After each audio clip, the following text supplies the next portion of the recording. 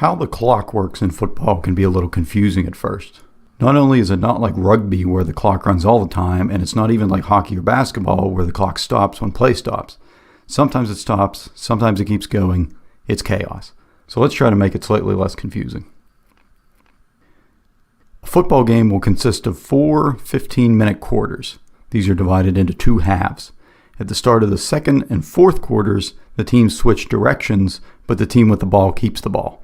At the start of the third quarter, the team who kicked off to start the game will receive a kickoff of their own. The game clock will stop when an incomplete pass is thrown, when there's a penalty, when a team scores, after an exchange of the ball, like on a kickoff, a punt, or a turnover, and when a player is injured. The exception to an injury being if the player is hurt with less than 2 minutes to go in either half, his team will be charged with a timeout. This will prevent players from faking an injury just so that they can stop the clock. One of the most common ways for the clock to stop will be when a player with the ball runs or is pushed out of bounds, but it will keep ticking when a player is tackled on the field inbounds. This usually only becomes an issue late in the second and the fourth quarters when a team is trying to score before time expires.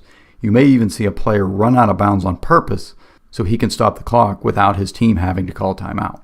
In college football, the clock will also stop when a team gets a first down so that they can move the first down markers up. Once they move, the clock will restart. In the NFL, the clock keeps moving and they just make the chain crew run. At the end of any quarter, if a play is in progress when the clock hits 0, the play is allowed to continue until it ends. So even if you snap the ball with just 1 second remaining, however long the play takes is irrelevant. For this reason, if the defense commits a penalty on a play when time has expired, then the offense will get a free untimed play. Otherwise, the defense could just do whatever they want on that play. With 2 minutes left in a half, this is in both the second and the fourth quarters, there's a timeout called the 2-minute warning where the clock stops just because. The 2-minute warning began before the clock was on the scoreboard and was just kept by the referee, so it was a notification to both teams that the game is almost over.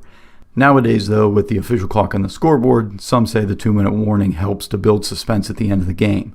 Others, though, say it's just an excuse so that there can be an extra commercial break. Each team will get 3 timeouts per half.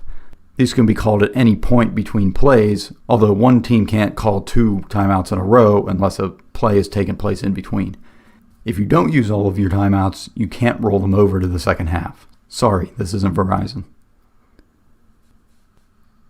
Kind of like a shot clock in basketball, the play clock will start at the end of each play and then run for 40 seconds. This is whether or not the game clock is moving. The offense has that 40 seconds to snap the ball again. You'll usually see the play clock somewhere on the screen if you're watching a game on TV. If the offense doesn't snap the ball in time, they'll get a 5-yard penalty for delay of game. In some situations, like after a penalty or timeout, the offense will only have 25 seconds to snap the ball rather than the full 40.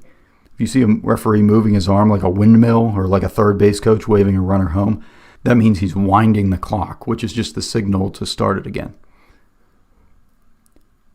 The clock can play a big part in a close game. Teams that take a big lead in a game early will generally try to run the ball more than pass because they have a higher likelihood of getting tackled in bounds and therefore keeping the clock moving. Spiking the ball does not involve alcohol. It means that the quarterback is going to take the snap and immediately throw the ball into the ground. This is considered to be an incomplete pass, so it will cost the offense a down, but as is the case with all complete passes, the clock will stop and it won't cost the team a timeout. On the flip side, the quarterback can also receive the snap and just kneel down. This is considered a running play with the ball downed in bounds, so the clock will keep on ticking. Usually this will happen when a team is winning and there's just a few minutes left. Taking a knee will allow them to run the clock out without taking the risk of handing off and potentially risking a fumble.